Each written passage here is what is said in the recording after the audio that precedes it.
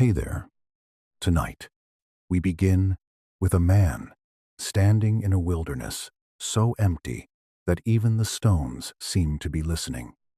And he is hungry, very hungry, the kind of hunger that makes the body feel thin and the mind feel bright and tired at the same time. And still, in that severe and lonely place, he does not reach for quick relief. He reaches for trust. That is where the secret begins. Not in applause, not in control, not in never feeling weak, but in knowing where to lean when your own strength starts to give way. If that kind of quiet strength is what you came here for tonight, like the video, subscribe and stay with me. Let the room grow a little softer. Let the noise of the day move a little farther away. We are not going to rush. We are going to walk slowly through the life of Jesus and listen for the kind of strength that does not shout. There are seasons when life feels heavy in a very private way. Nothing necessarily dramatic from the outside. No thunder. No headline. Just the slow inward sense that you are carrying too much for too long. A decision you do not know how to make. A grief that seems polite in public and overwhelming in private. A tiredness that sleep does not fully fix. A fear about money, health, family, future, purpose. Any of those old familiar weights that can sit so quietly on the chest that other people never notice them at all. And in those moments, the question underneath every other question becomes very simple. Where does strength actually come from when mine is running low? That is what makes the life of Jesus so compelling here. He did not merely tell people to be brave and carry on. He did not stand at a distance and hand out polished sayings to tired human beings like decorative ribbons. He walked through sorrow, uncertainty, exhaustion, opposition, hunger, misunderstanding, and pain. He knew exactly what pressure felt like, and because of that, when he speaks about strength, or when he shows it, it never feels hollow. It feels earned. The first great secret, the one the source places first, and I think wisely, is trust in God at all times. Not only when life is calm enough to make trust feel poetic, but when trust is the only thing left that has not failed you yet. That is why the wilderness matters so much. Try to picture it slowly, not as a painted Bible scene with everyone looking nobly upward, but as a place with temperature and silence and discomfort. Dry ground underfoot. Air sharp in the morning and hard by midday. Wind moving dust along the edges of rock. The long emptiness of a landscape where there is nothing to distract the mind from what the body is feeling. Jesus has been fasting for 40 days and 40 nights. We say those numbers so easily now that we forget their bodily violence. 40 days. The body does not pass through that unchanged. Hunger becomes more than appetite. It becomes atmosphere. Every movement costs more. Every smell becomes stronger. Every stone begins to look slightly like something else if your body wants it badly enough. And that is exactly where temptation comes. I have always found it revealing that the first test arrives at the level of an ordinary human need. Bread. Not a throne. Not an army. Not a spectacle. Bread. The devil does not begin by offering something obviously monstrous. He begins with relief. If you are the Son of God, Turn these stones into bread. Feed yourself. End the strain. Fix the discomfort. Use power to escape vulnerability. It is such a precise temptation that it still feels current. When we are weak, our first desire is often not evil in some dramatic sense. It is immediate rescue, immediate control, immediate certainty. But Jesus answers with a sentence that changes the whole emotional logic of the moment. Man shall not live on bread alone, but on every word that comes from the mouth of God. That line is not a rejection of bread in itself. It is not contempt for human need. Jesus later feeds crowds, blesses meals, breaks bread, and teaches people to pray for daily provision. He is not pretending hunger is imaginary. What he is doing here is something subtler and stronger. He is refusing to let physical need become the master of the soul. He is saying that life is more than what can be solved immediately. He is saying that trust in the Father is deeper than visible relief. Honestly, that may be one of the hardest lessons in spiritual life. Most of us would rather have an answer we can hold than a trust we must keep renewing. Bread is visible. God's timing is not. Bread can be touched. God's wisdom often has to be waited for. Yet Jesus chooses the invisible strength over the visible solution. That is not weakness. That is the first real picture of resilience. And the wilderness does not stop after one temptation. It never does. Life is not courteous enough to test us once and then leave us alone. There is always another angle, another pressure point, another place where fear or pride or exhaustion tries the door again. So the devil takes him higher. The pinnacle of the temple. Height. Exposure. The sort of place where the body becomes aware of gravity in a new way. Throw yourself down. Force a sign. Make God prove his care in public. Again, the temptation is clever. If the first was relief, this one is certainty. Do something dramatic. Demand visible confirmation. Turn trust into spectacle. And again, Jesus refuses. You shall not put the Lord your God to the test. That answer matters because it draws a quiet line that many of us still struggle to draw. Trust is not demanding that God perform on our timetable. Trust is not forcing proof. Trust is not saying, I will believe only if I get the exact sign I have requested in the exact form I prefer. Jesus rests in the Father's care without trying to control the method of that care. That kind of trust is mature, and it is rare. Some of the deepest exhaustion in life comes from trying to manage what was never ours to manage. We want to solve every uncertainty. We want to predict every outcome. We want to grip tomorrow tightly enough that it stops being tomorrow and becomes obedient. But human beings are not built for that much control. We fray under it. The first secret Jesus gives, then, is not more effort, but surrender of control into wiser hands. You can see that same posture outside the wilderness too. In John, Jesus says plainly that he did not come to do his own will, but the will of the one who sent him. It is such a steady sentence, and perhaps because it is steady, it can be easy to miss how radical it is. Most people define strength as the power to impose their will.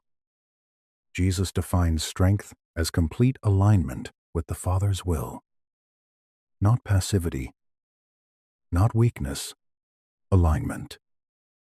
That means he knows who he is well enough that obedience does not diminish him. It reveals him. I think that is one reason trust is so difficult for us. We secretly believe surrender means becoming less ourselves. But in Jesus, surrender to God is not loss of identity. It is the fullest expression of it. The scriptures the source brings in around this theme deepen it beautifully. Isaiah says that those who wait on the Lord will renew their strength. Not those who force every outcome, not those who never feel tired. Those who wait. There is something almost offensive about that verse when you are in a hurry. Waiting sounds too soft to be strong. Yet in the life of faith, waiting is one of the hardest forms of courage. It requires you to sit inside uncertainty without declaring the whole story ruined too early. David understood something similar facing Goliath. The story is often told as boldness against fear, and it is that, but beneath it lies trust. David does not walk toward the giant because he is impressed with his own odds. He walks because he is convinced that the battle belongs to the Lord. There is a calm hidden in that conviction. He is not denying danger. He is relocating confidence. That is what trust in God does. It does not always remove the giant. It changes where you stand while facing it. And that matters for ordinary life just as much as for dramatic moments. Financial fear, illness, emotional collapse, family tension, a future that looks thinner than you hoped it would. We tend to imagine resilience as gritting our teeth harder. Jesus shows something gentler and stronger at once. Trust the Father. Stand in what he has said. Do not make panic your counselor. Proverbs says it in another way.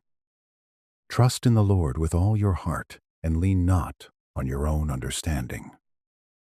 That verse has comforted many people, but it has also troubled many because it asks for something costly. There are moments when our own understanding feels like the only thing available. We want to lean on what we can map, solve, count, and secure. Yet the verse invites us beyond the limits of visible logic. In all your ways acknowledge him, and he will make your paths straight. Not always easy, not always fast, but straight in the sense that the life beneath your life is being guided by someone wiser than your fear. There is another scene the source brings in that I think is very important. The death of Lazarus.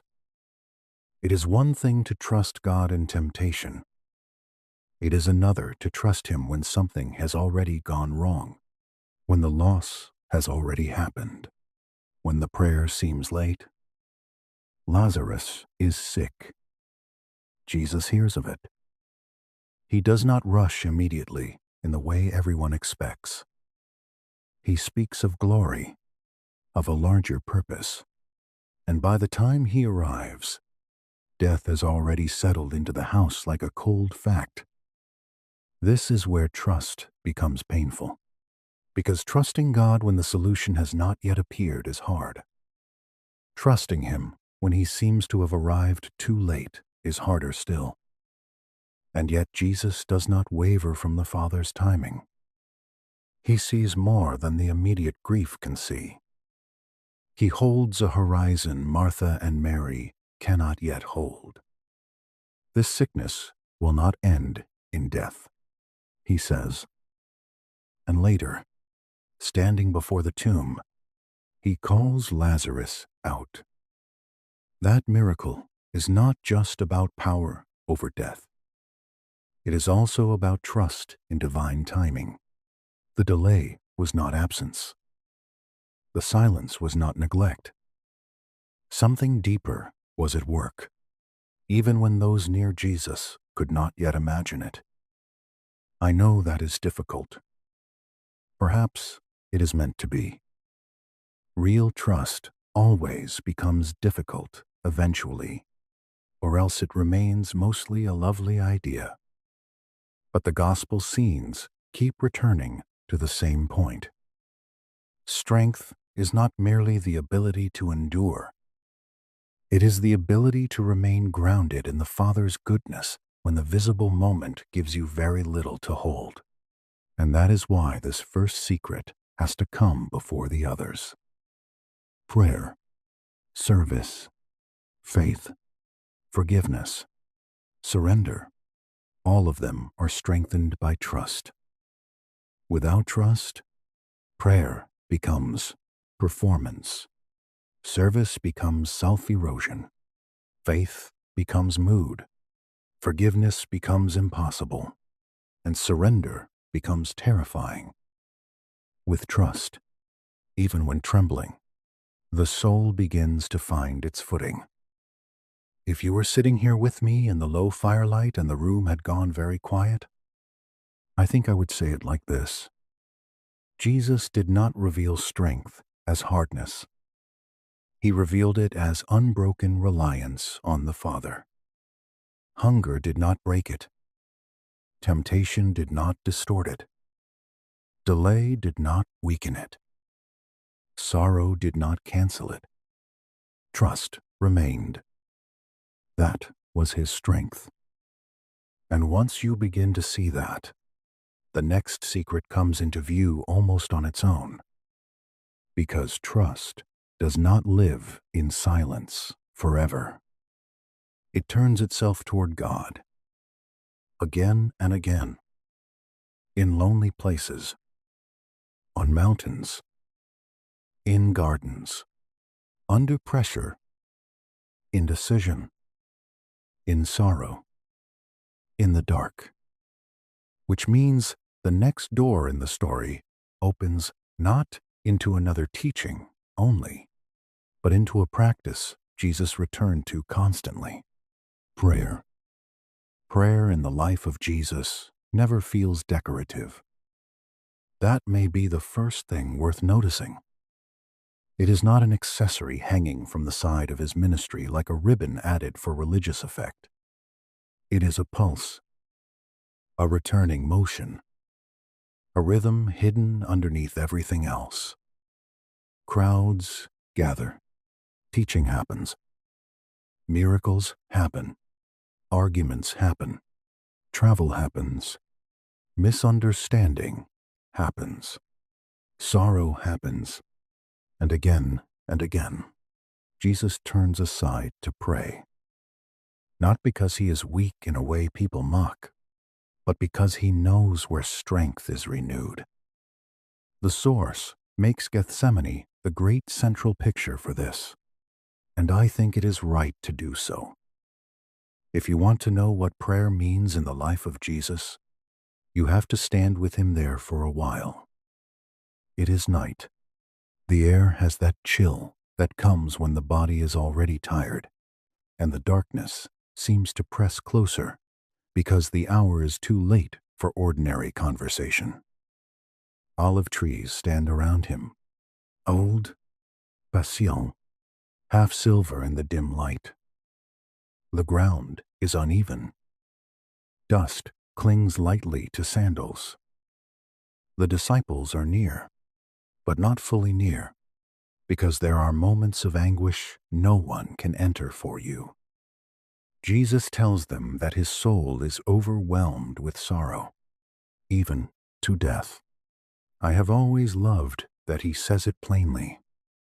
There is no polished spiritual pose in that sentence. No denial. No pretending the burden feels light. He is honest before the Father and before those with him. Then he prays. He does not pray once as though the matter were small. He returns. He asks. He yields. He returns again. Father, if it is possible, let this cup pass from me. Yet not as I will, but as you will. Those words are so familiar to many people that they risk becoming too smooth. But they are not smooth at all. They are full of tension. Human desire speaking openly. Divine obedience speaking more deeply. The prayer does not erase the struggle. It carries it. That is one of the most important things Jesus teaches here. Prayer is not pretending we do not feel sorrow. It is bringing sorrow intact into the presence of God. The disciples, meanwhile, sleep. Not because they are evil, and that is worth saying. They sleep because they are tired, confused, afraid in that dull, afraid way, before a person fully realizes what fear will cost by morning. Jesus wakes them and tells them to watch and pray so that they will not fall into temptation. The spirit is willing, but the flesh is weak. There it is again. One of those sentences that feels so gently true, it almost hurts. The flesh is weak. Human beings tire. Resolve alone is not enough. There are moments when what keeps the soul from collapse is not intention, but prayer. And look at the contrast that follows. Jesus prays and becomes ready. The disciples sleep and become disoriented. The circumstances around them do not change immediately. The arrest still comes. The suffering still comes. The dark still deepens. Prayer does not remove the hour. It prepares the heart for it. That may be the most mature understanding of prayer there is. You know that feeling when you have talked honestly to God and nothing outside has changed yet. And still you are somehow less shattered than before. Not fixed. Not suddenly cheerful. Just steadier. That is Gethsemane's gift. There is another scene the source brings in that belongs here beautifully. The mountain night before Jesus chooses the 12. One of those days, the Gospel says, he went out to a mountainside to pray and spent the night praying to God. I think we often move past that too quickly because we know what comes next. He calls the disciples. The ministry advances. The story continues. But pause there a moment. He spends the whole night in prayer before naming the men who will walk closest to him. Before shaping the visible human circle of his mission, he withdraws to the Father. Imagine that mountain in the dark. Stone underfoot. The city or village lights far below. Small and soft. Wind moving across the higher ground with that lonely sound mountain wind has. Not dramatic, just wide. Time passing not by entertainment or activity, but by the slow shift of stars and the cooling of the air before dawn. Jesus remains there, awake, speaking with the Father, waiting, listening, offering himself fully before acting publicly. It is such a strong image of dependence. He does not rush toward decision with self-confidence alone. He prays his way into clarity. Honestly, I find that both comforting and a little convicting. Many of us make important decisions with more caffeine than prayer, and then wonder why our souls feel thin. Jesus, who could have claimed more authority than any of us ever will, still chooses not to move without that deep communion. That tells us something essential. Prayer is not a sign that we lack wisdom. It is the proper home of wisdom. And it was not only for dramatic moments. The source reminds us that Jesus often withdrew to lonely places and prayed. Often, that word matters. This was habit, not emergency procedure. He did not pray only when anguish forced him there. He prayed when crowds pressed in. He prayed after healing. He prayed before teaching. He prayed in solitude, not because solitude was fashionable, but because communion with the Father was the hidden source under everything visible. Picture one of those lonely places. Perhaps a hillside after the crowds have gone home. Perhaps a rough patch of ground outside the village where the sounds of need no longer reach him so clearly. Perhaps early dawn before anyone else is awake, when the sky is still gray and the world feels unfinished enough to be honest. Jesus goes there deliberately.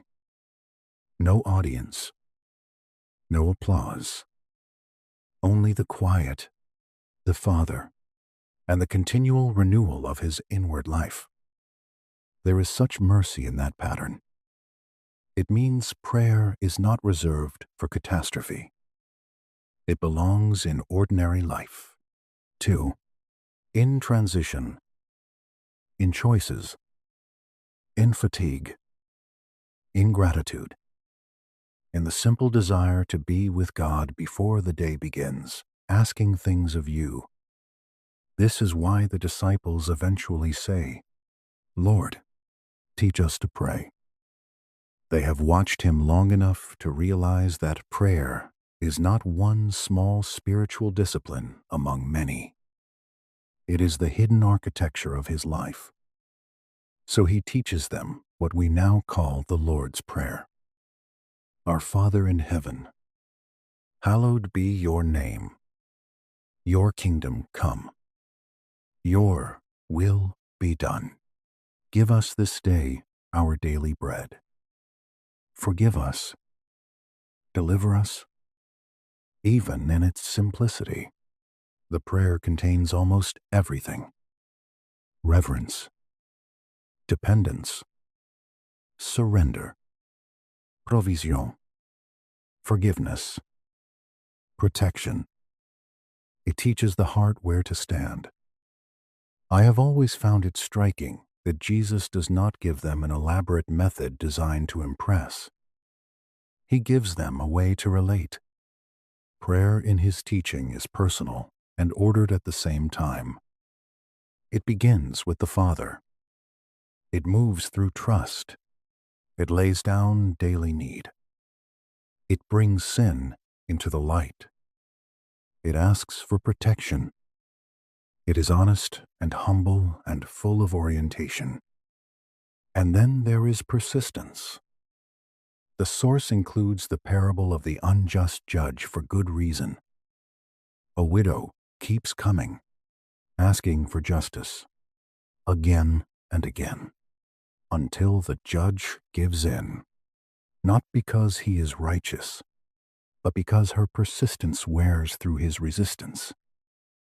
Jesus uses that image to teach that people ought always to pray and not give up. I love that phrase. Not give up. It feels less like polished religion and more like survival language. Prayer is not one elegant sentence thrown heavenward and then abandoned when life remains difficult. It is staying, returning, asking again. Not because God is reluctant in the way the unjust judge is reluctant, but because persistence changes the heart of the one who prays and keeps that heart turned toward God through long difficulty. You know that feeling when life has not improved enough for gratitude to come easily, but you keep talking to God anyway. That is a quiet form of courage. Jesus honors it. Some of the most beautiful lines in the New Testament about prayer are not from Jesus directly, but from Paul, and the source rightly brings one of them in. Pray without ceasing. That does not mean constant spoken words every second in some exhausting spiritual marathon. It means a life permeated by God awareness, a heart that keeps its face turned toward Him while walking, working, grieving, choosing, waiting. A person can live that way. Jesus did. There is another pastoral comfort in the source that belongs here. Prayer gives peace beyond understanding. Again, that does not mean circumstances stop hurting.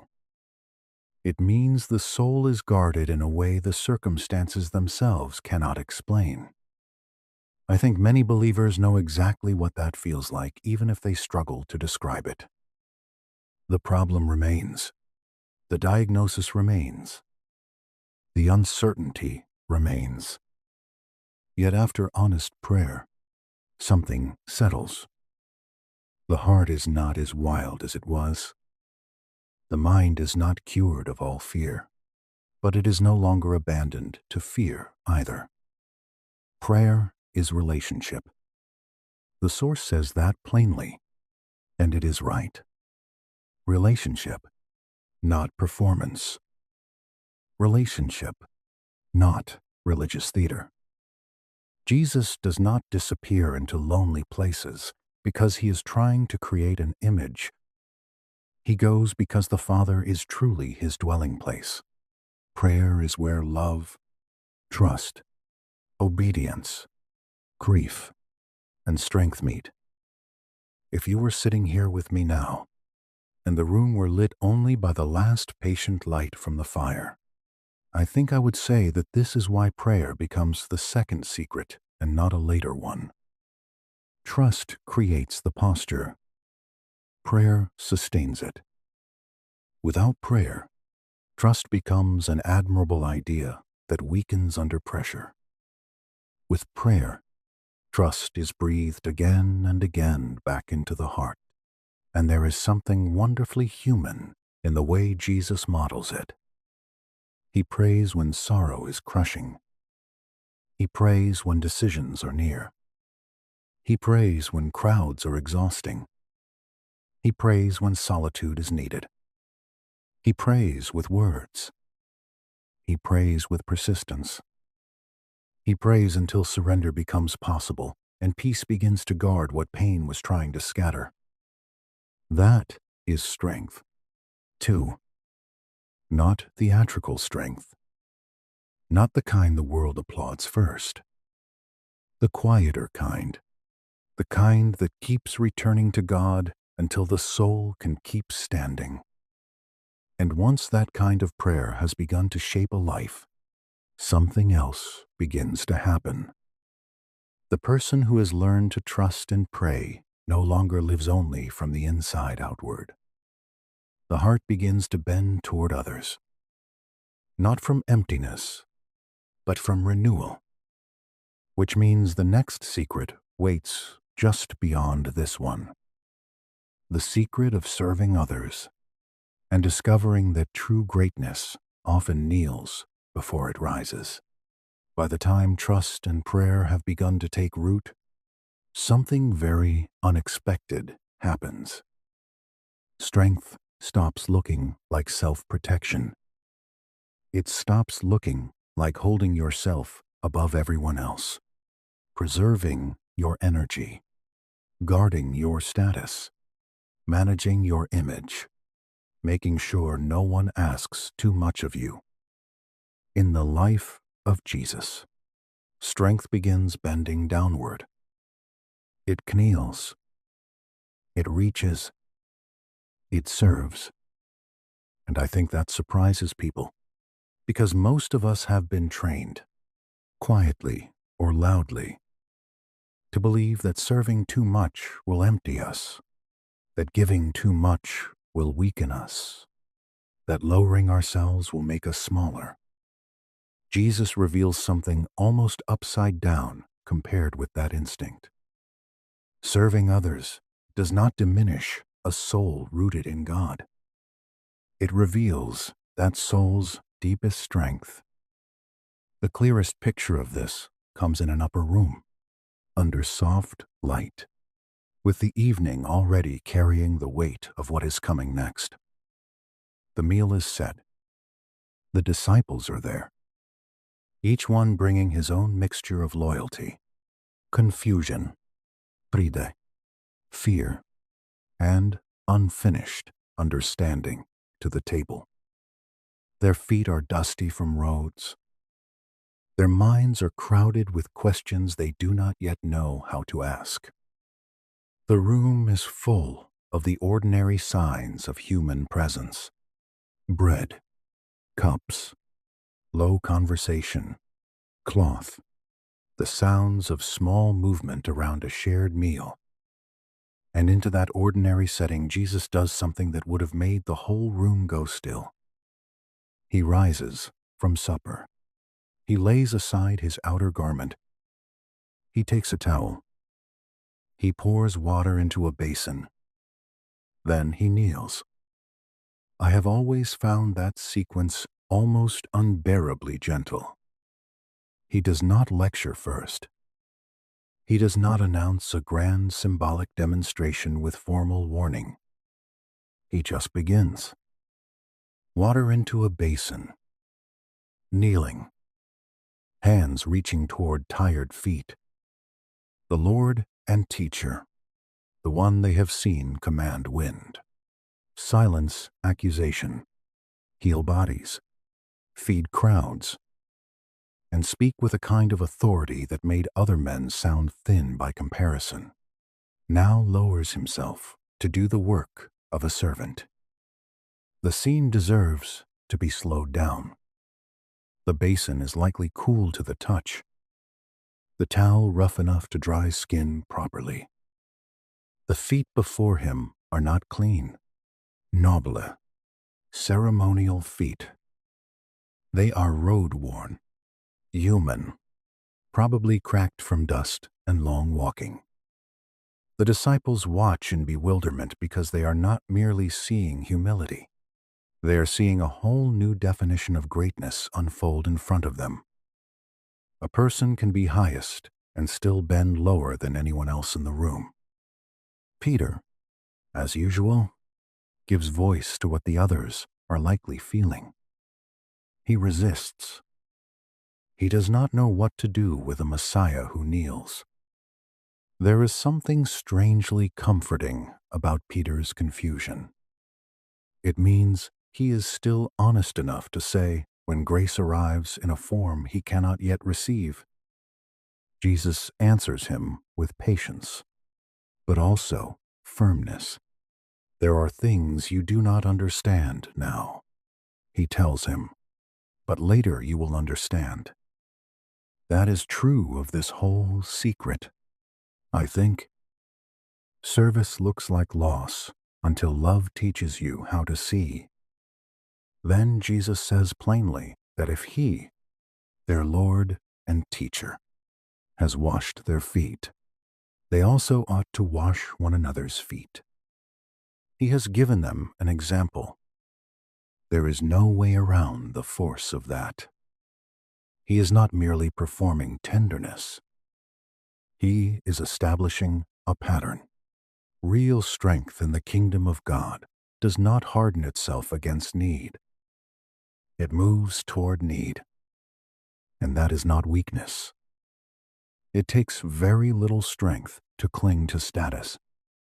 It takes very little strength to insist on being noticed, prioritized, protected, and praised. But to kneel when you could remain standing, to serve when you could demand service, to love in ordinary practical ways rather than waiting for dramatic moments that flatter the ego. That is a different order of strength entirely.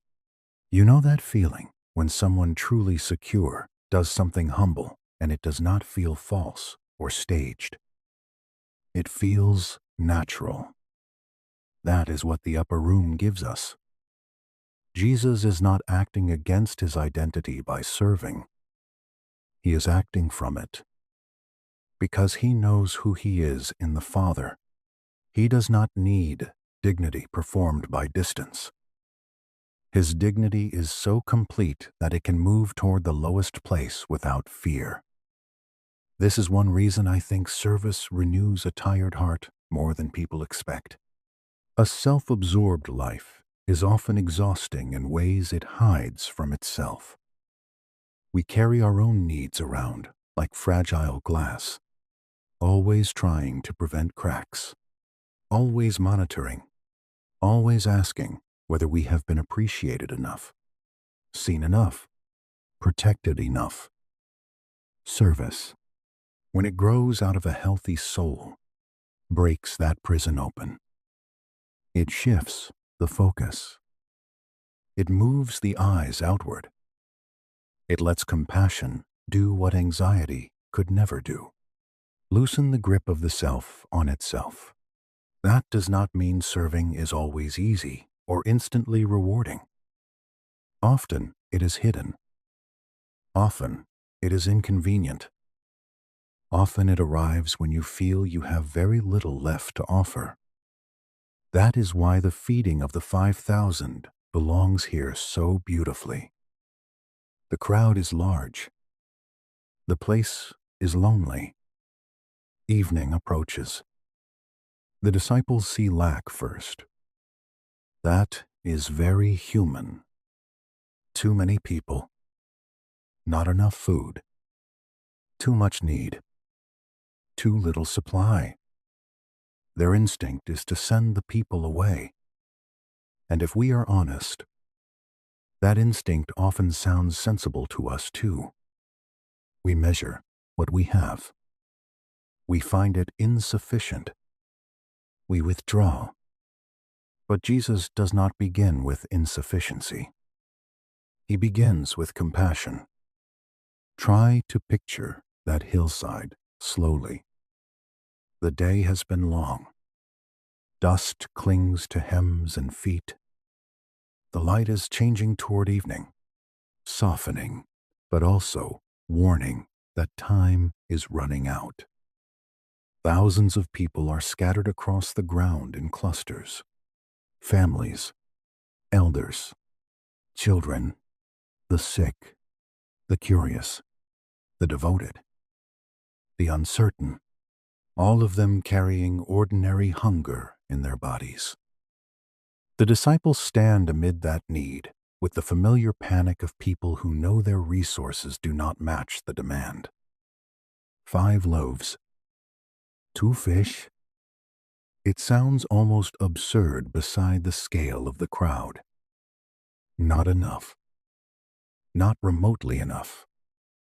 And yet Jesus takes what is there. Honestly, I think that may be one of the most comforting patterns in the whole gospel. Jesus does not wait for abundant resources before serving. He begins with what is present.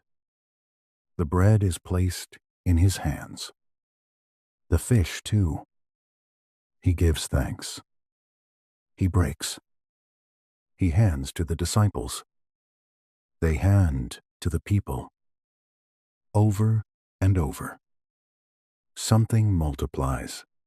Not only food, but courage. The disciples who first wanted to send the crowd away now find themselves carrying provision into the very need they had feared. That is another quiet secret hidden inside service. Sometimes strength does not arrive before the act. Sometimes it arrives in the act. You step toward another person's need with what feels too small. And in the stepping, you discover that God is already at work there. Service also teaches humility in a way theory never can. It is one thing to admire humility. It is another to practice it when your time is interrupted, your preferences are crossed, or your pride would much rather stay seated while someone else handles the inconvenience. Jesus does not speak about humility as a decorative virtue. He embodies it. He values others in concrete ways. He touches what others avoid. He notices the overlooked. He gives time, attention, presence, bread, healing, conversation, and rest where he can.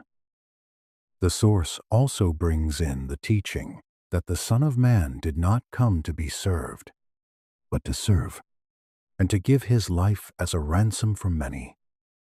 That sentence gathers everything into one movement.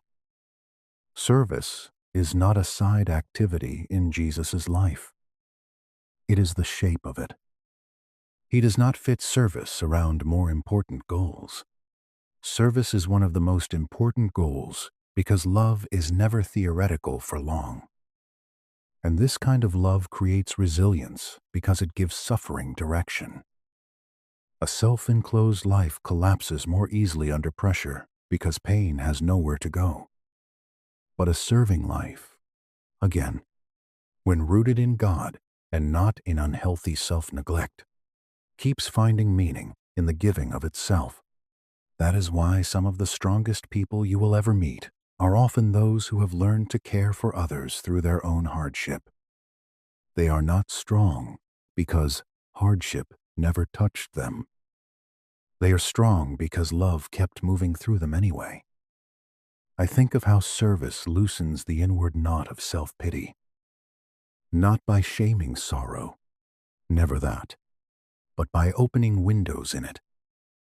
A hurting person who still chooses kindness often discovers that kindness becomes a strange medicine. A tired person who still helps another sometimes finds that their own fatigue is no longer the only voice in the room. Jesus shows us that the heart grows larger through service, and large hearts can bear weight differently than narrow ones. There is also a hidden freedom in serving without demanding visible return. Jesus teaches elsewhere to do good and lend, expecting nothing in return. That is a deeply resilient posture because it frees the soul from bargaining. So much of our emotional exhaustion comes from invisible contracts we write with other people. I helped, so now I must be appreciated. I gave, so now I must be understood. I served, so now I must be rewarded. When those contracts are broken, bitterness grows quickly.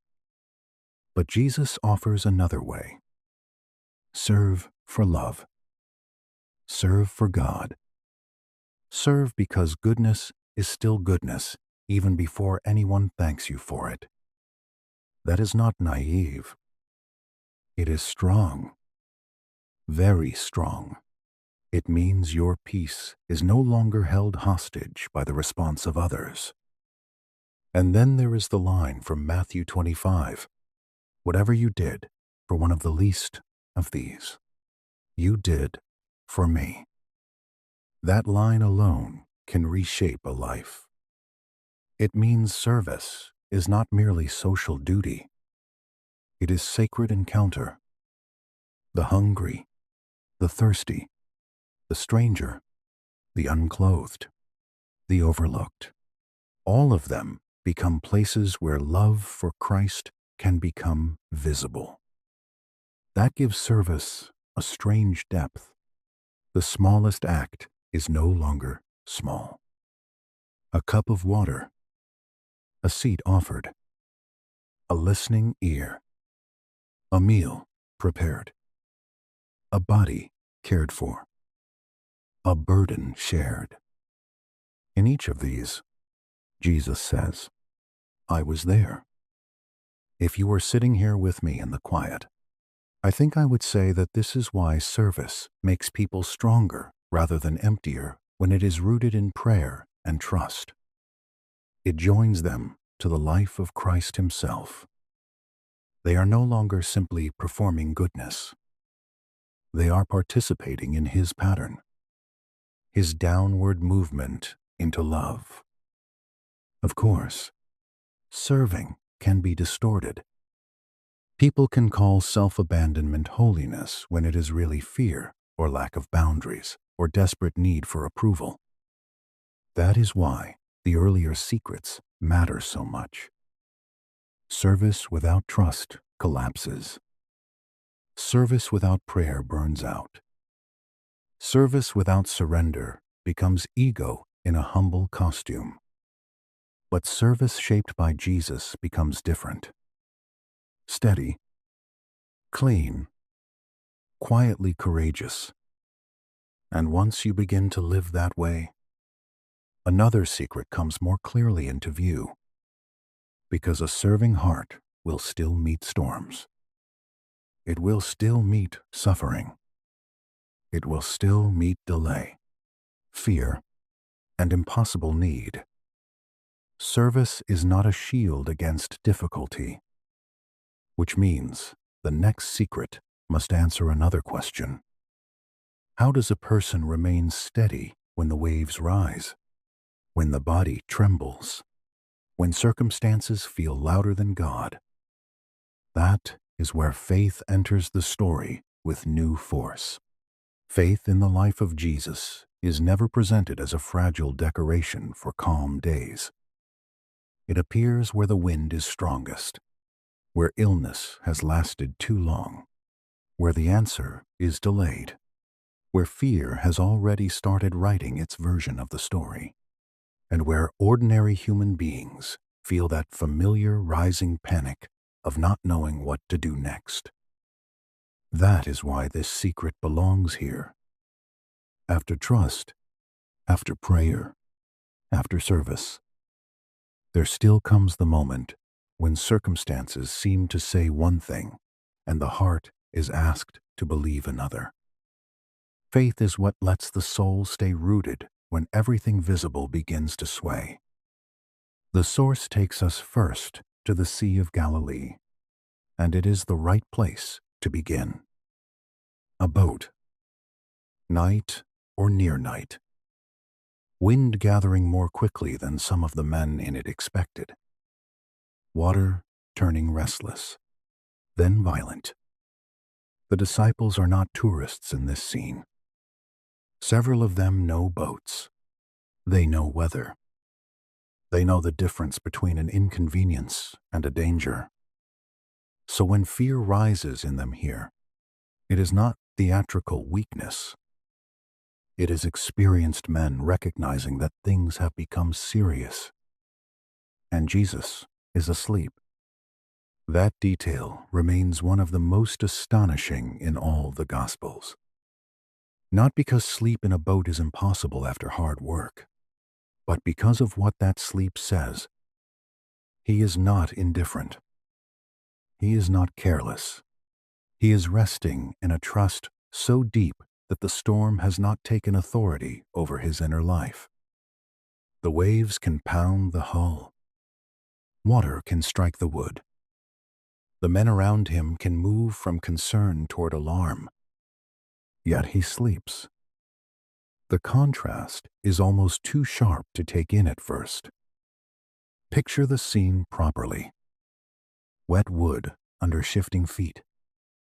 Rope taut and then jerking. Wind pulling at garments and making speech harder to hear. Faces strained. Hands gripping what they can. The dark water rising high enough at moments to seem like a moving wall.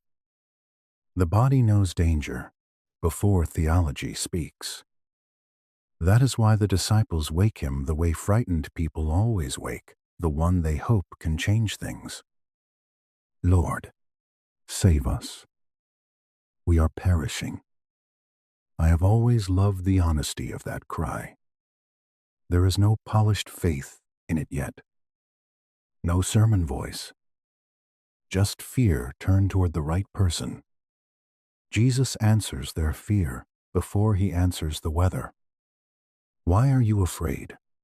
You of little faith.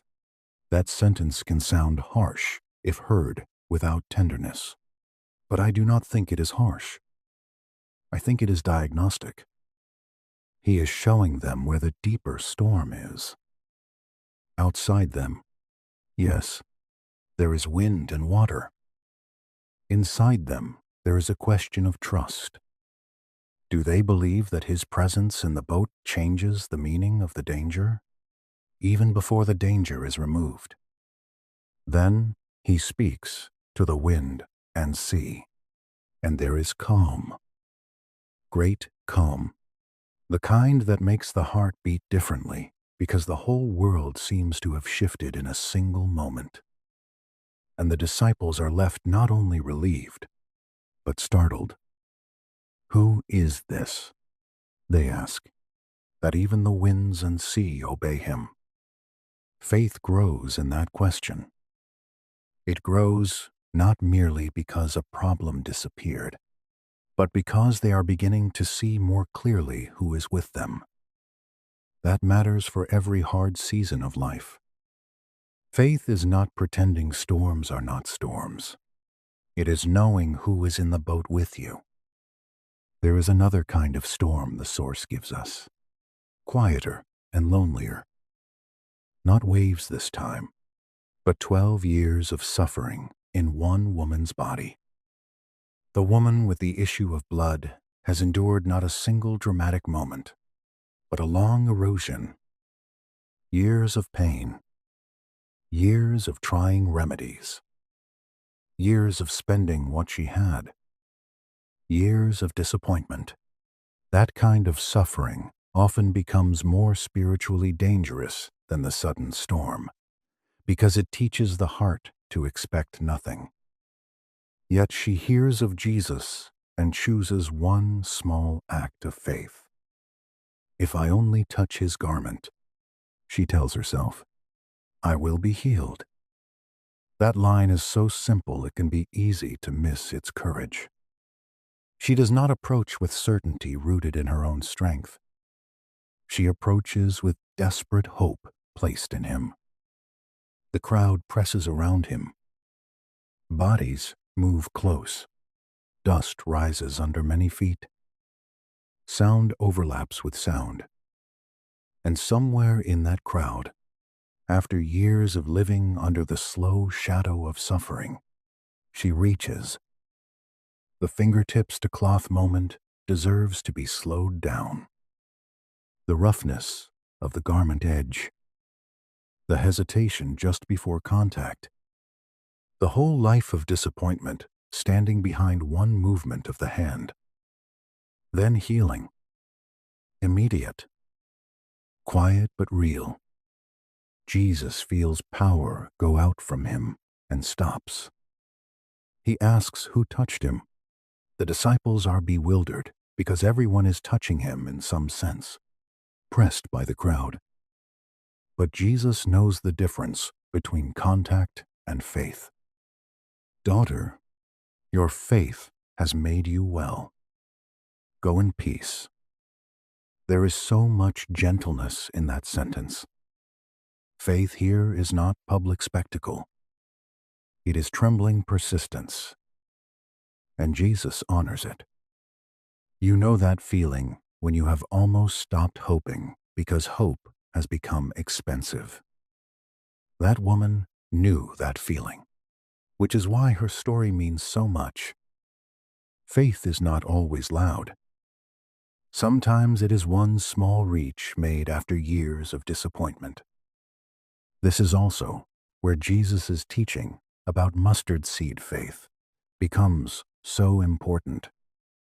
If you have faith as small as a mustard seed, he says, nothing will be impossible for you. I think many people misunderstand that line because they imagine Jesus praising the quantity of faith. He is not really doing that. He is redirecting attention away from quantity altogether. A mustard seed is tiny. That is the point. The power does not lie in the emotional size of the believer's certainty. It lies in the greatness of the God in whom that small faith rests. Honestly, that is deeply comforting to me. It means resilience is not reserved for the people who always feel spiritually impressive. Faith can tremble. Faith can come in small portions. Faith can be mixed with fear and still be real. What matters most is where it is placed. Jesus keeps showing that in different ways. There is the peace he offers in John. Peace I leave with you. My peace I give to you, not as the world gives. Do not let your hearts be troubled, neither let them be afraid. That peace is not built on perfect circumstances. It is built on his presence, which means faith is not merely the ability to believe that everything will turn out exactly as you hoped. It is the ability to receive his peace before the external world has become peaceful. That may be one of the greatest strengths of all. A heart can be surrounded by noise and still remain guarded. Not numb, not detached, guarded. The source also brings us to the Canaanite woman, and she belongs here beautifully because her faith is not only humble but persistent under apparent silence. She comes asking for mercy on behalf of her daughter. At first there is no response. The disciples want her sent away. The barriers around her are cultural, social, and spiritual all at once. Yet she keeps coming, keeps asking, keeps trusting that the mercy she seeks is truly in him, even if the way toward it feels obstructed. I think many people know that kind of test. Not the storm that answers quickly, but the prayer that seems to meet silence. Those are the moments when faith becomes most refined. Not because silence is good in itself, but because it reveals what we were really trusting. Were we trusting only immediate relief, or were we trusting the heart of God even before the answer took shape? Jesus finally tells her that great is her faith, and her request is granted. The daughter is healed. The persistence mattered, not because it changed his goodness, but because it revealed the depth of her reliance on him. There is a line in Hebrews: faith is the assurance of things hoped for, the conviction of things not seen.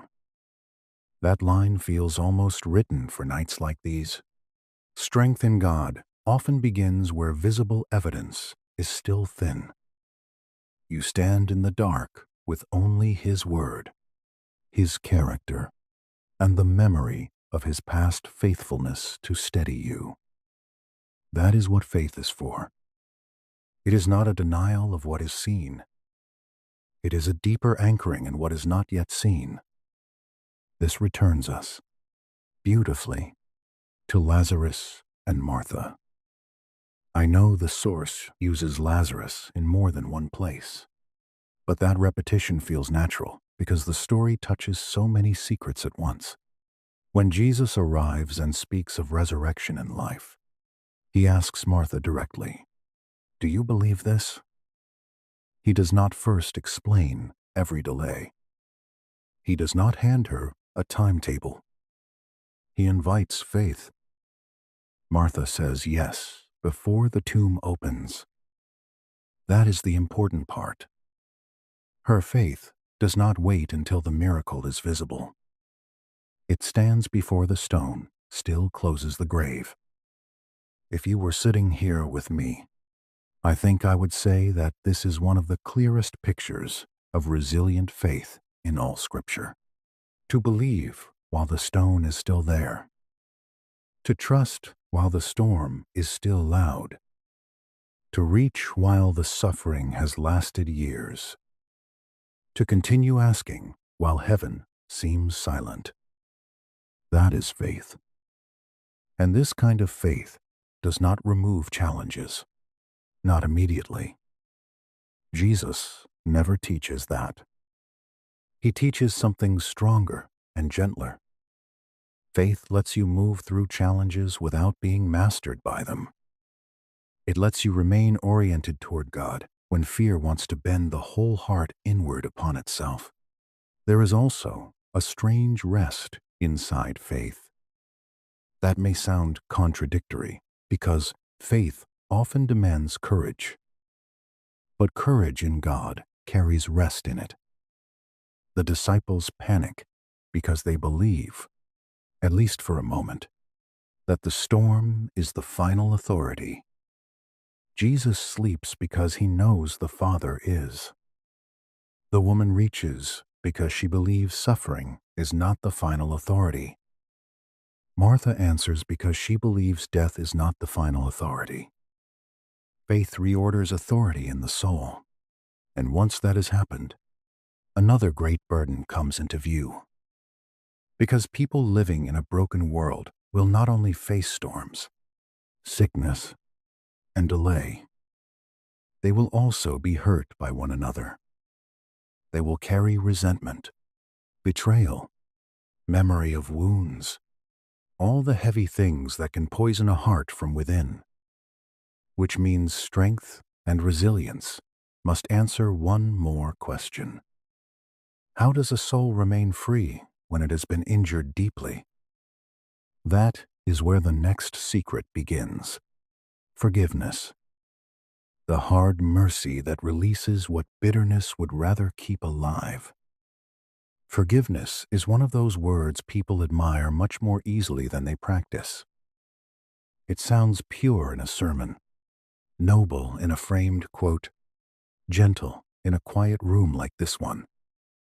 But when a wound is fresh, or old enough to have shaped the way you think, or deep enough to make part of your heart go stiff whenever you remember it, forgiveness can feel less like poetry and more like carrying something uphill with no applause at the top.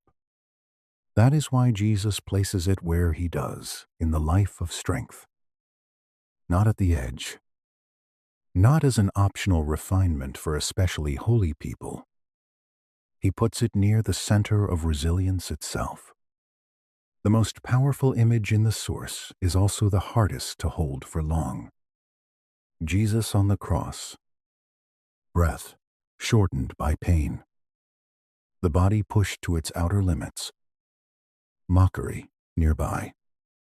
Indifference nearby. Cruelty nearby. And in that moment he says, "Father, forgive them, for they do not know what they are doing." I think many people hear that sentence so often that they stop noticing how impossible it sounds. He does not wait until he feels better.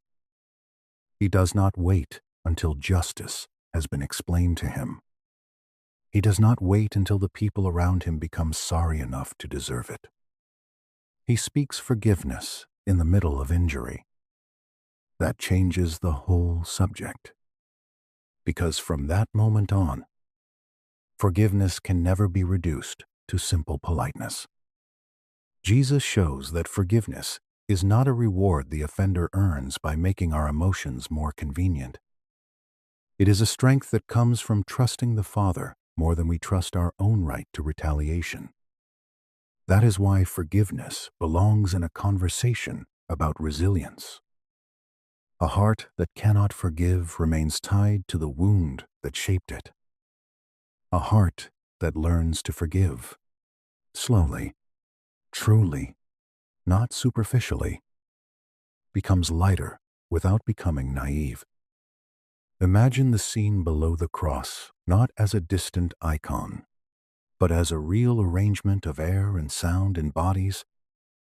Dust stirred under restless feet. The roughness of wood. The strange brightness of daylight in a moment that should feel dark. Soldiers doing ordinary tasks in the shadow of an extraordinary one. Faces in the crowd turning away, staring, grieving, hardening, not knowing what to do with themselves. And above them, Jesus refuses to let suffering dictate the moral shape of his soul. That may be one of the greatest acts of strength in the Gospels. Pain is present, but it does not get the final word. You know that feeling when hurt wants to become identity. Not just something that happened to you, but something you begin carrying into every room, every conversation, every expectation. Forgiveness is what interrupts that process. It does not erase memory. It does not call evil good. It does not deny what happened. It simply refuses to let injury become Lord over the future. That is why Jesus teaches so directly that if we forgive others, our Heavenly Father will forgive us. And if we refuse forgiveness, something in our own life with God remains obstructed. This is not because God is petty. It is because the forgiven heart is meant to become a forgiving heart. Grace does not stop when it reaches us. It keeps moving, or else we have not really understood it yet. That can be unsettling. Many people would prefer forgiveness to remain abstract until it costs them something real. But Jesus never lets it remain abstract. He places it in prayer, in community, in family, in worship, in the daily collisions of human life. He teaches us to pray, forgive us our debts, as we forgive our debtors. That means every prayer for mercy quietly asks a question of us at the same time. Are you willing to release what you would rather collect? Peter, very human as always, tries to find the boundary. How many times should I forgive? Up to 7. There is something almost charming in that question because it reveals how most of us would like forgiveness to work. We would like a number, a holy limit, a point at which we can say, I have done enough, and now I may return to resentment with scriptural support. But Jesus answers by opening the door far wider than Peter wanted. Not 7 times, but 77 times. The point is not arithmetic. The point is that forgiveness cannot live under a bookkeeping spirit and still remain forgiveness. Honestly, I think that is one of the hardest teachings in all the Gospels, because most wounds do not hurt only once. They return in memory. They return when a name is mentioned. They return when the old pattern repeats. Which means forgiveness often has to be renewed more than once. Not because the first forgiveness was fake, but because the heart is still healing and needs to hand the matter back to God again. There is a difference between deciding to forgive and never feeling pain again. Jesus never confuses those two. Forgiveness is an act of release, and release sometimes happens in layers. That is why Joseph belongs so naturally in this part of the story. The source brings him in as one of Scripture's great images of forgiveness, and rightly so. Betrayed by his own brothers, sold away, carried into a long road of humiliation, service, injustice, imprisonment, and finally, strange elevation. By the time his brothers stand before him again, Joseph has every earthly excuse to become cold, or theatrical, or quietly cruel. Instead, he speaks one of the great lines of transformed pain in the Bible. You meant evil against me, but God meant it for good. That sentence does not call the betrayal good. Joseph never says that. He names the evil honestly, but he refuses to let evil define the entire meaning of his life. That is exactly what forgiveness does at its best. It hands interpretation back to God. It says, what happened was real, but what happened will not be the highest authority over what my life becomes. Picture Joseph seeing his brothers again after all those years. The room formal, perhaps Egyptian in its distance and power. The brothers uneasy, smaller than they once imagined themselves to be. Joseph holding both memory and present moment in one heart. The old wound is there. The pit is still in the story. The sail is still in the story. The years lost are still in the story. Forgiveness does not make him forget any of that. It frees him from needing revenge to feel whole. I think that is one reason forgiveness gives strength. Resentment feels powerful at first because it seems to protect the self from further harm. But over time, it exhausts the soul. It makes memory heavy. It turns every old injury into a room you keep living in. Forgiveness opens a window. Perhaps not all at once. Perhaps with trembling. But it opens one. Jesus goes further still and says that if you are bringing your gift to the altar and remember that your brother or sister has something against you, go first and be reconciled. That is astonishing in its practicality. Worship does not float above relationships. Spiritual life cannot become a hiding place from human repair. If peace can be sought, seek it. If reconciliation can be attempted honestly, attempt it. Again, not because every relationship can be restored perfectly, but because a resilient soul does not make a home out of unresolved bitterness when truth and humility can still do useful work. There is something very active about this. Forgiveness is not merely a feeling that drifts down on a better day. Sometimes it is a decision that moves the feet. A conversation begun. A letter written. A grudge released in prayer long before it can be released in person. A boundary kept without hatred. A memory handed back to God every time it tries to harden into poison. The source is wise, too, in stressing that forgiveness does not mean forgetting or pretending nothing happened.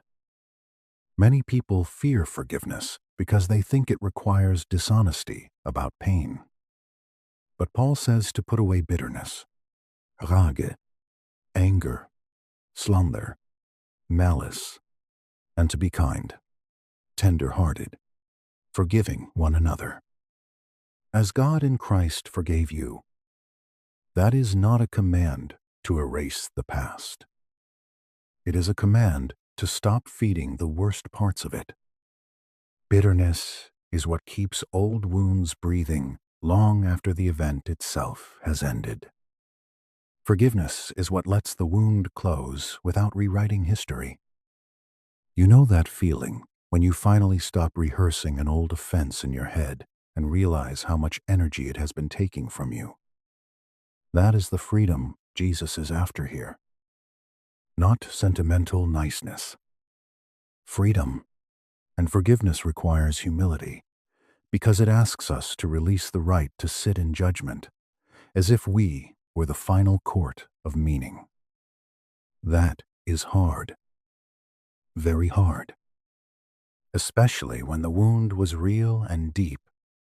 But humility says, I will not let this injury become my throne. I will trust the justice of God more than I trust the endless recycling of my own hurt. If you were sitting here with me in the soft firelight, I think I would say that forgiveness is not the denial of suffering, but the refusal to let suffering become a permanent chain. Jesus forgives from the cross. Peter is told to forgive beyond counting. Joseph forgives from the seat of power. Paul calls us away from bitterness into tenderness. All of it points toward the same secret. A resilient heart is not one that was never hurt. It is one that has learned, by grace, not to hand the future over to the wound. And once that begins to happen, the soul becomes capable of one more great act of strength, perhaps the hardest one of all. Not only trusting God, praying to Him, serving others, believing through storms, and forgiving from the heart, but surrendering fully to His will when the path itself remains painful. That is where the final secret begins to gather. In the garden again, in the cup again, in the ancient human struggle between what we would choose and what God, in wisdom deeper than ours, allows us to walk through. The last secret is the one all the others have been quietly preparing for. Trust leads toward it. Prayer leans into it. Service humbles the heart enough to receive it. Faith steadies the soul for it. Forgiveness clears the bitterness that would otherwise resist it.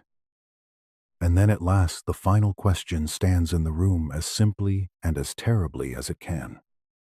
What happens when God's will is not easier than our own plans? What happens when obedience leads not around suffering, but through it? That is where Jesus reveals the deepest form of resilience, complete surrender to the Father. We have to return to Gethsemane for this, because there is no honest way to speak about accepting God's will without passing through that garden again. The night is still dark. The air is still heavy with what is coming. The disciples are still close and yet not close enough.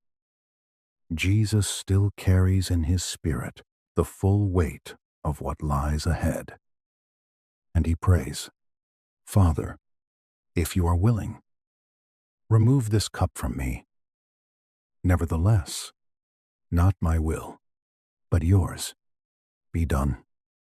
I do not think that prayer should ever be read too quickly. It contains the whole human struggle in one breath. If you are willing, let this pass. That is real desire speaking. Not weakness, not failure, simply honest humanity. Then comes the deeper surrender. Nevertheless, not my will, but yours. That is where resilience becomes more than endurance. It becomes willing alignment with the wisdom of God, even when the road ahead is not the road you would have chosen.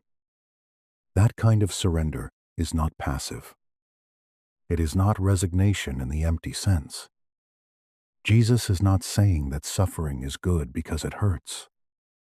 He is saying that the Father's will is trustworthy, even when it wounds before it heals, even when it leads through darkness before morning, even when the reason cannot yet be carried fully by the one obeying.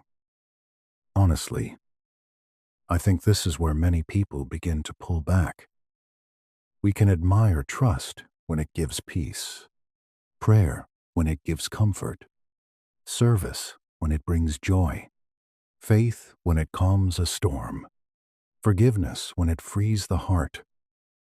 But surrender becomes more difficult because it asks us to trust God not only with our outcomes, but with our unanswered questions. And still, Jesus goes first. There is another old figure the source brings beside him. Abraham. The mountain in Genesis rises under this final secret like an older shadow. Abraham is told to offer Isaac, the child of promise, the long-awaited son through whom the future was meant to unfold. It is one of Scripture's most difficult scenes, and I do not want to flatten it into a tidy lesson because the text itself resists that. Abraham rises early. Wood is gathered. The road stretches upward. The son walks beside the father. The question about the lamb is asked. The whole journey is slow with unspoken weight. And yet Abraham continues in obedience. trusting that somehow, even without understanding, God will remain faithful. That is the point of contact with Jesus in Gethsemane. Obedience does not always come with explanation in advance. Sometimes it comes with only the character of God to hold on to. Picture Abraham on that mountain path. Sandal on stone. Breath measured. The morning cool not yet fully burned off by the sun. Isaac near enough to hear. Near enough to question. Near enough to make every step more difficult. This is not cheerful obedience. It is costly trust. Then, at the final moment, God provides. A ram caught in the thicket. The knife does not fall. The story ends not in loss, but in provision. Yet Abraham could not see that provision at the beginning of the climb. That is often how God's will feels while we are inside it. We see only the climb. We do not yet see the ram. The source also brings in Proverbs. That line about a person planning his course while the Lord establishes his steps. I have always found that verse so kind because it does not mock human planning. We do plan. We do imagine. We do try to build futures. Scripture does not treat that as foolish. It simply reminds us that our plans are not final architecture. God is. There are times when He redirects, interrupts, slows, closes, delays, or entirely reshapes what we thought would happen. Accepting His will means learning not to call every interrupted plan a ruined life. That is difficult. Of course. Very difficult. A heart can cling fiercely to its preferred script. This is what I wanted. This is what I expected. This is what I prayed would happen. When life departs from that script, resentment can grow even in very religious people. But Jesus shows another way. Not my will, yours. There is also Peter on the water. And he belongs here because surrender is not only about accepting pain. It is also about keeping focus while walking where your own ability cannot sustain you. Jesus calls Peter out of the boat. Peter steps. For one suspended moment, he does the impossible because his attention is wholly fixed on Jesus. Then he notices the wind, the waves, the threat, the practical absurdity of what he is doing. Fear enters. He begins to sink. That scene is so mercifully human. Most of us know exactly what it is to begin well and then look too long at the circumstances. God's will can feel solid for a moment, then impossible the next. The problem is not that the waves are unreal. They are very real. The problem is that Peter lets the waves become more authoritative than the one who called him. And Jesus catches him. That too must be said. Accepting God's will does not mean never trembling. It means returning to His hand faster than to panic. The source then leads us into waiting. And waiting is a form of surrender. Many people dislike more than pain itself. Pain at least feels active. Waiting feels exposed. Psalm 27 says, "Wait for the Lord. Be strong. Take heart. And wait for the Lord." I think that verse would sound less gentle if we heard it honestly. Waiting is not doing nothing. It is remaining open to God's timing without seizing control out of fear. That takes strength. Sometimes enormous strength. You know that feeling when you would rather have a hard answer than a long uncertainty. Most people would, but God's will often asks us to grow in the uncertainty. The silence becomes part of the formation. The delay becomes part of the deepening. We cannot always see that while inside it. Yet many people, looking back later, realize that the waiting itself taught them how to trust in ways a quick answer never would have done. This is where Job enters the story with his exhausted honesty. Loss upon loss. Family gone. Health broken. Possessions stripped away. The whole visible frame of blessing dismantled in a way almost too severe to imagine.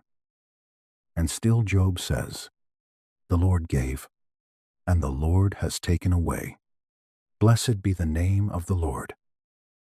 That is not denial. It is surrender spoken from the ash heap. One of the most resilient lines ever uttered by a human being. I think what moves me most about Job is that he does not pretend confusion is absent. He questions. He grieves. He speaks from anguish. Yet beneath all of it, he does not surrender the sovereignty of God. He wrestles inside relationship, not outside it. That may be one of the deepest truths about accepting God's will.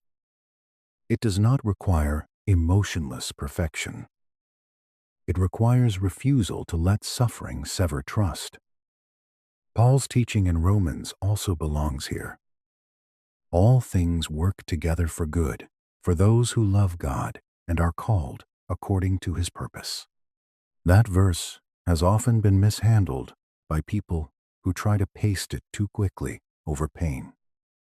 It should be handled more reverently than that. It does not say all things feel good. It does not say all things are easy to understand. It says God is able to work through all things toward his purposes for those who belong to him. That is a promise of sovereignty, not a denial of sorrow. And it returns us again to Jesus, who teaches us to pray, "Your kingdom come, your will be done, on earth as it is in heaven." That is not a decorative line in the Lord's Prayer. It is the training of the soul. Each time a believer prays those words honestly, the heart is being taught to loosen its grip on self-rule and trust the Father's larger wisdom. If you were sitting here with me now, I think I would say that this final secret is the deepest, because it gathers all the others into one movement. Trust says God is good. Prayer keeps turning toward that goodness. Service frees us from self-centered fear. Faith believes beyond visible chaos. Forgiveness releases what would harden the heart. And surrender says, even here, even now, even when I do not understand, I belong to your will. That is not small strength. That is the kind that can walk through sorrow without becoming cynical, through delay without becoming bitter, through loss without becoming hollow. There is a calm inside that surrender that the world rarely understands. It is not passivity. It is not fatalism. It is not a refusal to feel. It is the peace of no longer fighting the fact that God is God and we are not. Once that battle ends, another kind of life begins. A steadier one, a freer one, a more resilient one. And now the whole path can finally be seen together. Trust in God when strength runs low. Pray constantly when sorrow grows heavy. Serve others rather than shrinking into self-protection. Hold faith when the storm rises. Forgive from the heart so bitterness does not own the future. Accept God's will even when the road is costly. These are not abstract ideals. They are the way Jesus himself lived. The final part of the story, then, is not really another secret at all. It is the quiet gathering of all six into one life, one soul, one way of walking through a hard world without losing peace. That is where we go next, into the closing stillness, where the teachings are no longer scattered scenes from the gospel, but one sustained invitation to become strong in the way Jesus was strong. By the time all six secrets have passed before us, the shape of strength begins to look very different from the shape the world usually admires. It is quieter, slower, less concerned with appearance, less interested in proving itself, more rooted, more durable. Jesus does not gather people around him and teach them how to become hard, untouchable, or emotionally distant. He teaches them how to remain open to God in every condition. And because of that openness, they become stronger than fear, stronger than delay, stronger than resentment, stronger than panic, stronger than the shifting weather of life. This final movement is not really a new lesson. It is the hour when the earlier lessons begin to stand together in one room. Trust, prayer, service, faith, forgiveness, surrender. One by one they have entered like quiet figures and taken their places. Now they reveal that they belong to one life, the life of Christ. And if they belong together in him, then they are meant to belong together in us as well. I think that matters deeply, because many people try to build resilience by choosing only the parts that feel manageable. Trust, yes, perhaps, but not surrender. Prayer, yes, when life is hard, but not service when we are tired. Faith in the storm, certainly, but forgiveness only if the offense was not too deep. That is how the human heart bargains.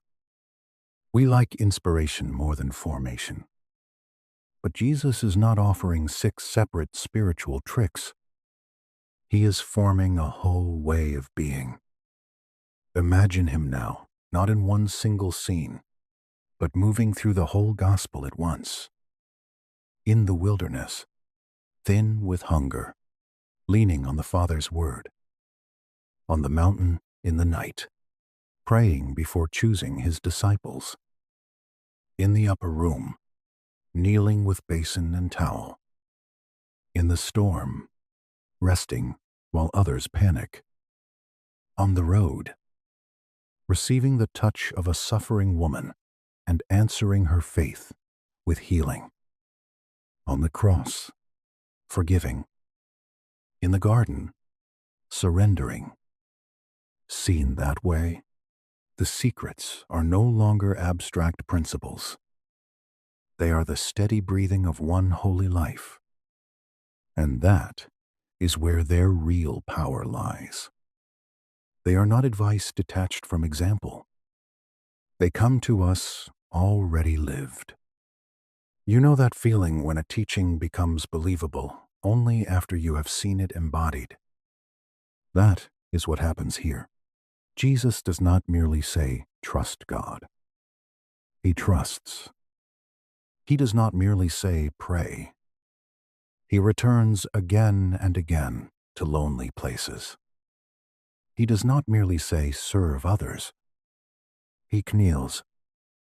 He does not merely say, "Have faith." He sleeps through the storm and speaks peace into it. He does not merely say, "Forgive."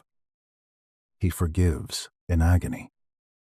He does not merely say, "Accept the will of God."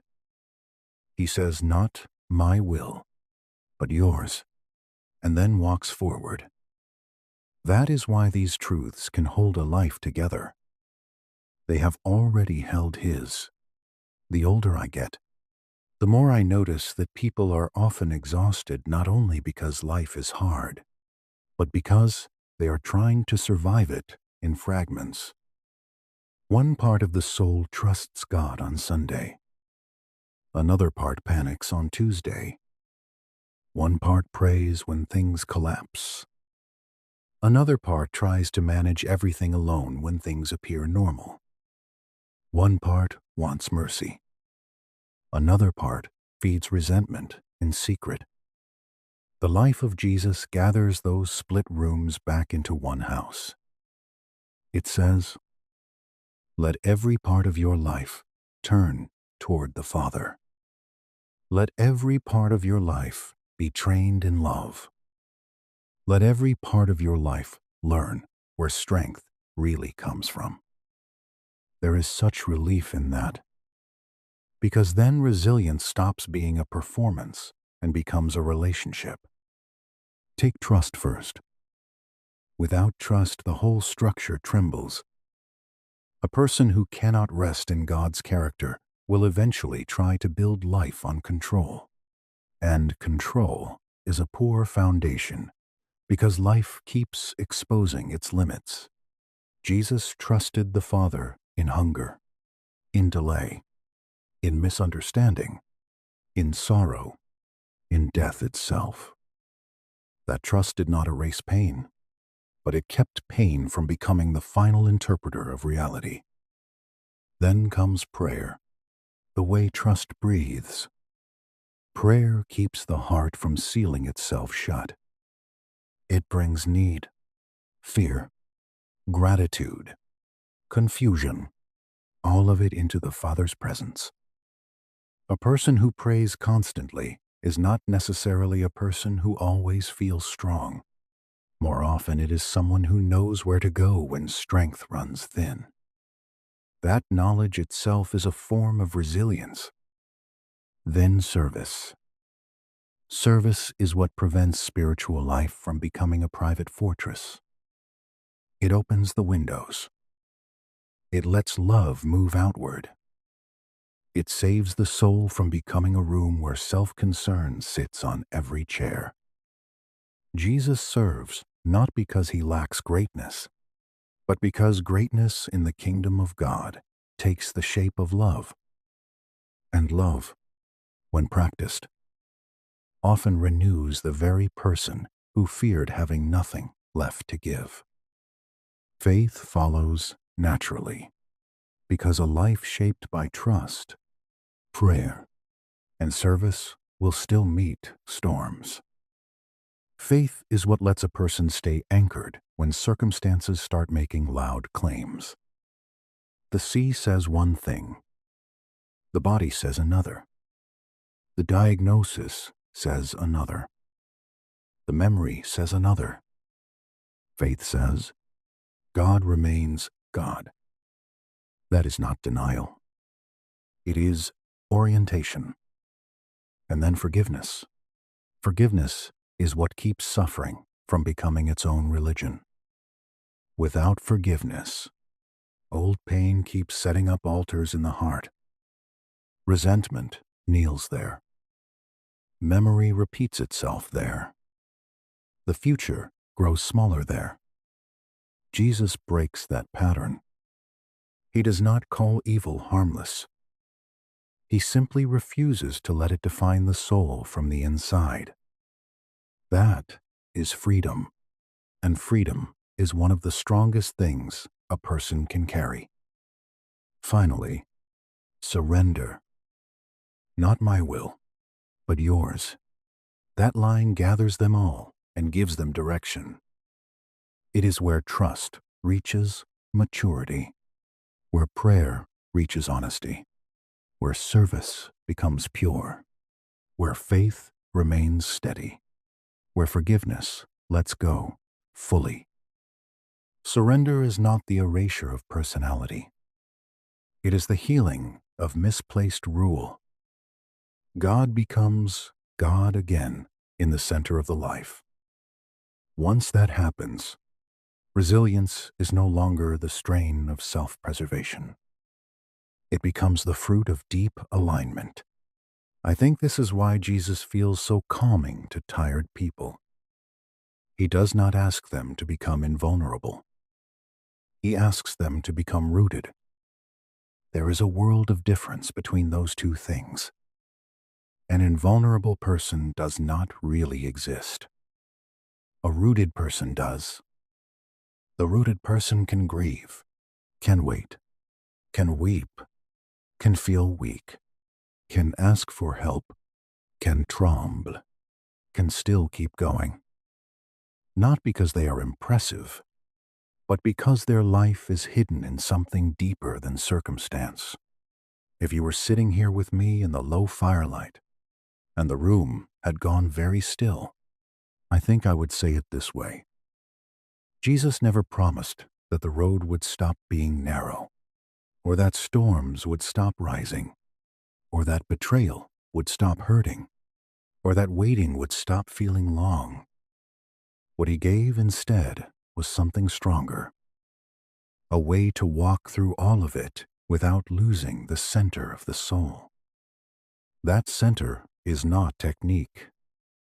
It is communion with the Father, and from that communion flows everything else.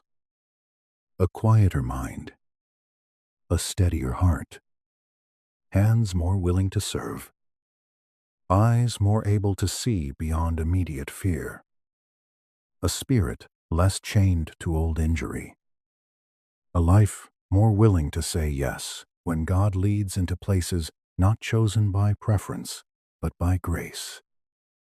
This is why the end of the teaching cannot simply be, "Try harder." That would betray the whole message. The final invitation is gentler and deeper than that. Come closer to the life Jesus lived. Learn his rhythm. Let trust replace the need to control. Let prayer interrupt panic. Let service rescue the heart from self-obsession. Let faith anchor you when the wind is loud. Let forgiveness lighten what bitterness has made heavy. Let surrender free you from the exhausting labor of trying to be your own final authority. These things do not usually arrive all at once.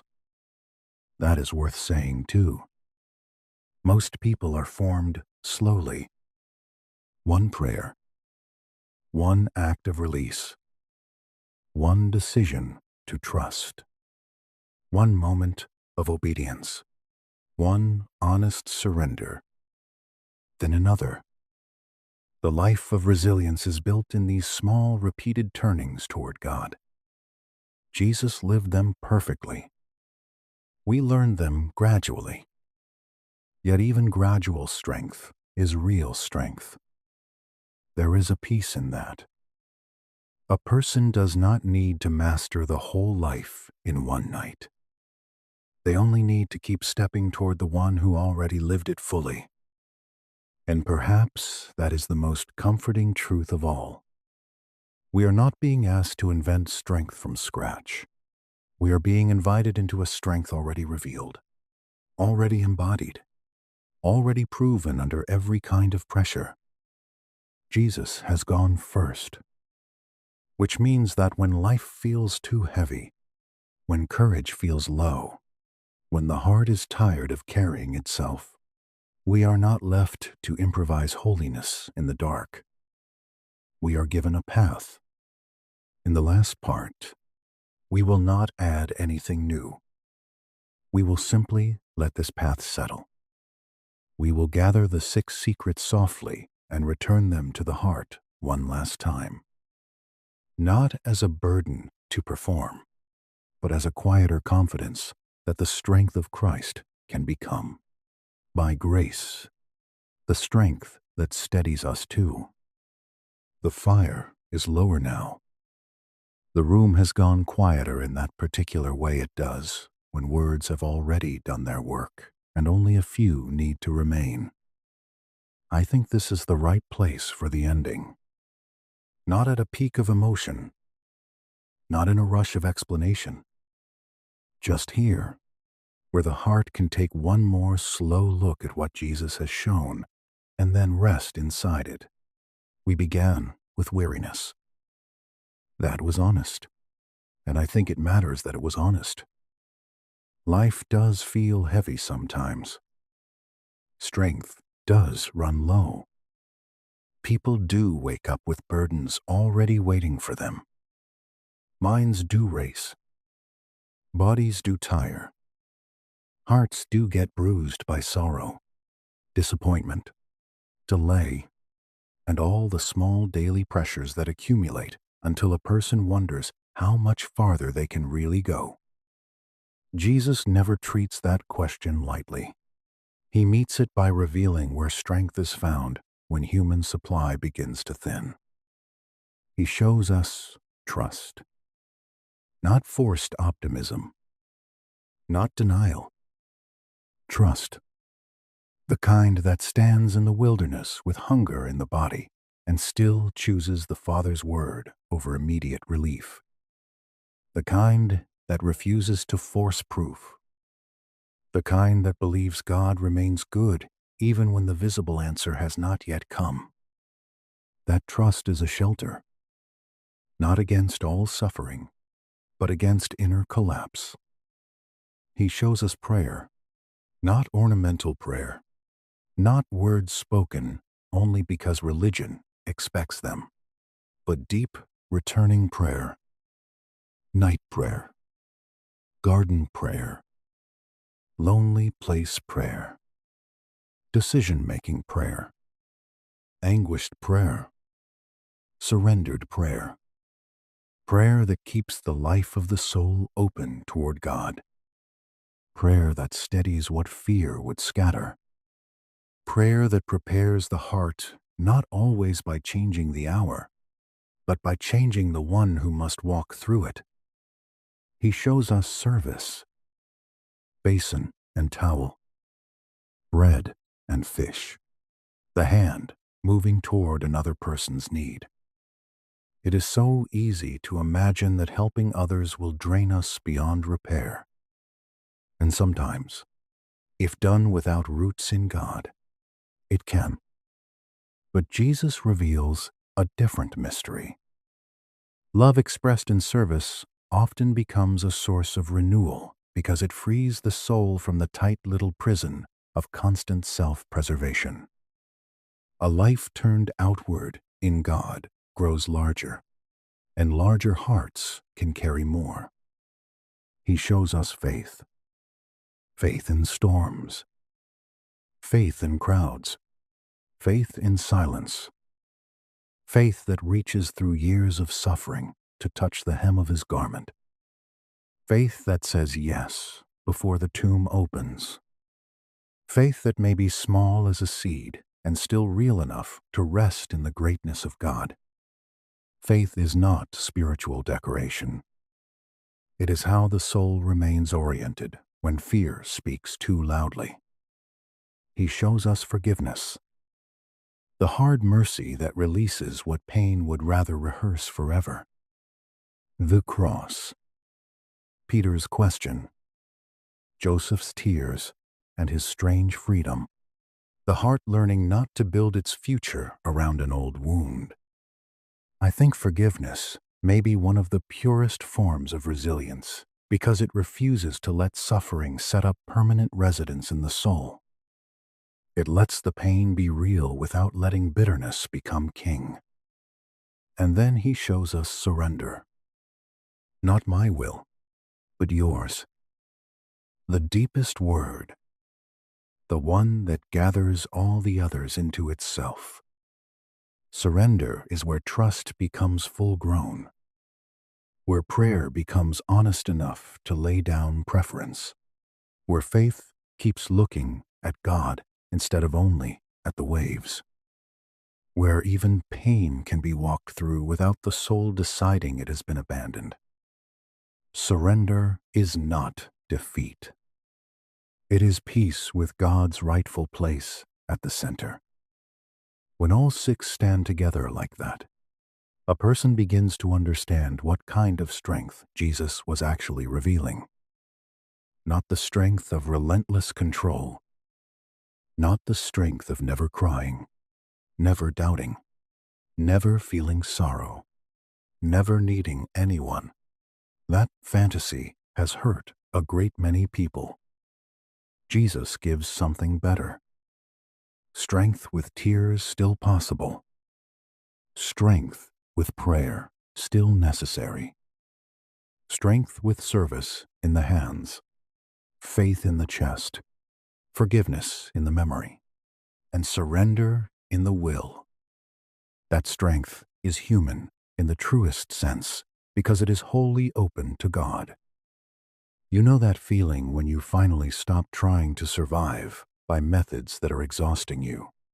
That moment when you realize that gripping tighter has not made you safer. That bitterness has not made you stronger. That self-protection has not made you peaceful. That panic has not made you wise. The life of Jesus offers that kind of holy interruption. It says, there is another way to be held together. And it is a merciful way. That matters deeply. Because many people hear teachings like these and immediately turn them into a list of impossible standards. Trust more. Pray more. Serve more. Believe more. Forgive more. Surrender more.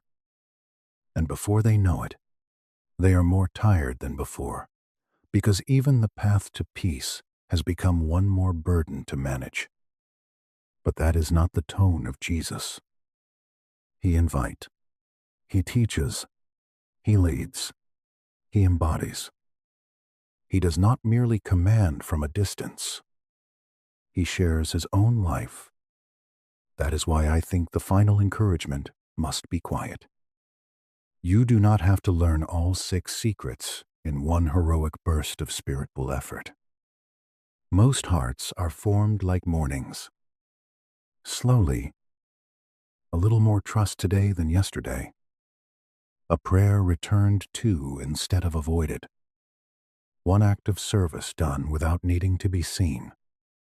One fear handed to God before it becomes the voice of the whole day. One old wound loosened a little in forgiveness. One whispered yes to the Father's will in a place where you would rather have said no. This is how resilience grows. Not always dramatically, often faithfully. And the beauty of it is that each small act joins you to Jesus himself. When you trust, you are walking where he walked. When you pray, you are entering his rhythm. When you serve, you are kneeling in his way. When you hold faith through fear, you are learning his peace. When you forgive, you are sharing his freedom. When you surrender, you are speaking his deepest prayer into your own life. That means resilience in the Christian sense is not self-construction. It is participation. Honestly, I think that is why it can bring peace even before circumstances fully change. Because the soul no longer has to invent its own salvation one hard day at a time. It can rest in a life already shown, already given, already sustained by the Father from beginning to end. So let this settle over the room now, softly. Let the wilderness remain in the distance, with Jesus standing there, hungry and steady. Let the mountain remain, with prayer through the long dark before dawn. Let the upper room remain, with water in the basin and the towel in his hands. Let the sea remain, though calmed now. Let the woman in the crowd remain, healed and quietly weeping. Let the cross remain, not as terror, but as the strange place where forgiveness refused to die. Let the garden remain, with the cup and the surrender and the terrible beauty of obedience. All of it belongs to one life. All of it speaks one message. Strength is found in God. The room here is very still now. Perhaps your own thoughts are still moving, perhaps more slowly than before. That is enough. Perhaps some burden you brought into this reflection has not vanished, but it feels held a little differently. That is enough too. Jesus never promised that every weight would disappear at once. He promised himself, his presence, his peace, his way. And sometimes that is how real strength begins, not by the removal of the burden, but by the deep certainty that you do not carry it alone anymore. If you were sitting here with me by the fireplace, and I could leave you with only one quiet thought, it would be this: when life feels too heavy, you do not need to become harder. You need to become more rooted in the one who trusted, prayed, served, believed, forgave, and surrendered perfectly. His life is not only an example set before you, it is also a place to rest. So tonight, let your heart rest there a little. Let trust quiet the need to control. Let prayer carry what words in ordinary conversation cannot carry well. Let service open the windows of the soul.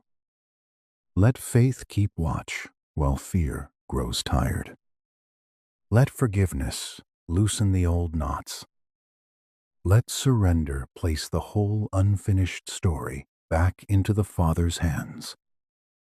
And if tomorrow still brings work, grief, noise, questions, delays, and all the ordinary unfinished business of being alive, then let tomorrow find you with even one small part of Christ's steadiness more deeply formed in you than before. That is not a small thing. That is grace doing its quiet work. The fire is almost down to coals now. The room is dim and kind.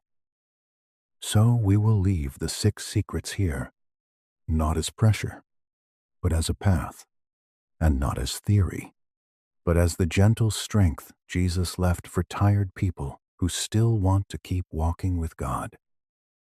Good night.